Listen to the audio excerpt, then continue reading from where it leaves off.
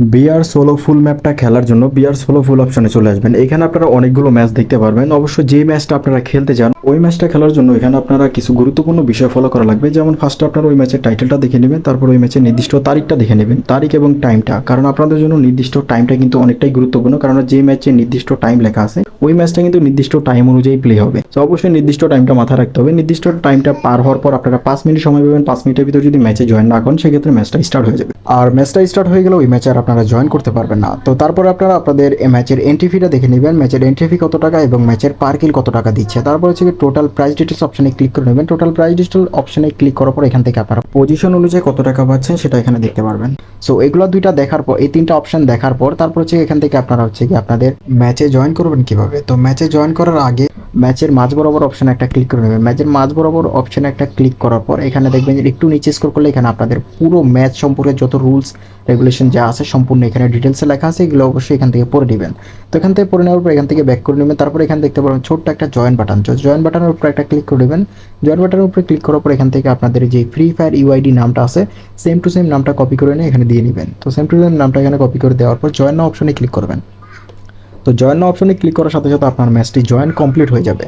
তো এখন আপনারা রুম আইডি ডিটেলসটা কোথায় পাবেন। তো রুম আইডি ডিটেলসটা অবশ্যই আপনাদের নির্দিষ্ট টাইমের আগেই দিয়ে দিবে, যেহেতু নির্দিষ্ট টাইম হচ্ছে ম্যাচটার 5টা 30।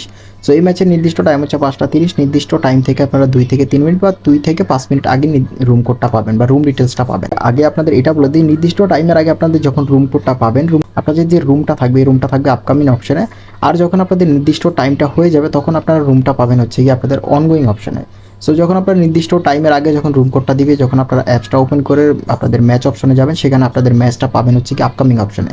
সো আপকামিং অপশন থেকে আপনারা হচ্ছে কি রুম কোডটা কপি করার জন্য এখানে দেখতে পারবেন রুম ডিটেলস। তো রুম ডিটেলস অপশনে একটা ক্লিক করবেন। ক্লিক করলে এখানে আপনাদের রুম আইডি পাসওয়ার্ড দুইটাই পেয়ে যাবেন। যদি আপনারা নির্দিষ্ট টাইমে এসে থাকেন তো সেক্ষেত্রে অনগোয়িং অপশনে যাবেন। অনগোয়িং অপশনে যাওয়ার পর এখান থেকে হচ্ছে কি আপনারা আপনাদের ম্যাচটা দেখতে পারবেন এবং ওইখানেও আপনাদের রুম ডিটেলস অপশনে ক্লিক করার পর এখান থেকে রুম ডিটেলসটা কপি করে নিতে পারবেন। তো রুম ডিটেলসটা কপি করার পর তারপর আপনাদের কাস্টম রুমে বা টুর্নামেন্ট রুমে কীভাবে জয়েন করবেন।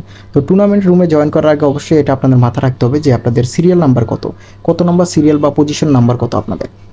তো পজিশন নাম্বার জানার জন্য আপনারা ম্যাচের উপরে একটা ক্লিক করে নেবেন। ম্যাচের উপরে ক্লিক করার পর একদম নিচে গেলে এখানে আপনাদের প্রথমত সিরিয়াল নাম্বার, তারপরে হচ্ছে আপনাদের আইডির নাম থাকবে। তো আমি যেহেতু ফার্স্টে জয়েন হয়েছি এই ম্যাচে অন্য কেউ জয়েন হয় না, সেক্ষেত্রে আমার সিরিয়াল নাম্বার হচ্ছে 1। আপনার সিরিয়াল নাম্বার 2, 3, 4, 5 বা 7 বা যেহেতু এই ম্যাচটা টোটাল 48 জন মেম্বারের, সো সেক্ষেত্রে 48 জনের ভিতর যে কোনো একটা সিরিয়াল আপনার হতে পারে। সো অবশ্যই আপনার সিরিয়াল নাম্বার অনুযায়ী ম্যাচে জয়েন করতে হবে। তো সেখান থেকে আমি রুম কোডটা কপি করে নিলাম।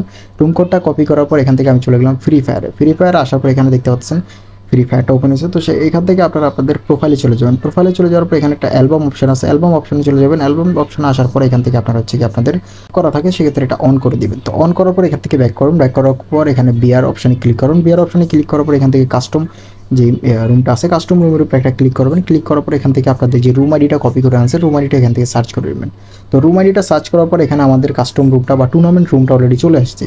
তো এই রুমটাতে আপনারা জয়েন করার জন্য যে পাসওয়ার্ডটা ওইখান থেকে দেওয়া হয়েছে সেম পাসওয়ার্ডটা দিয়ে ম্যাচে জয়েন করে দেবেন। অবশ্যই জয়েন করার আগে যদি দেখেন আপনাদের ম্যাচটা ফুল হয়ে গেছে বা জয়েন করতে পারতেছে না, সেক্ষেত্রে আপনার অবজার্ভ অপশনে জয়েন করে বসে থাকবেন।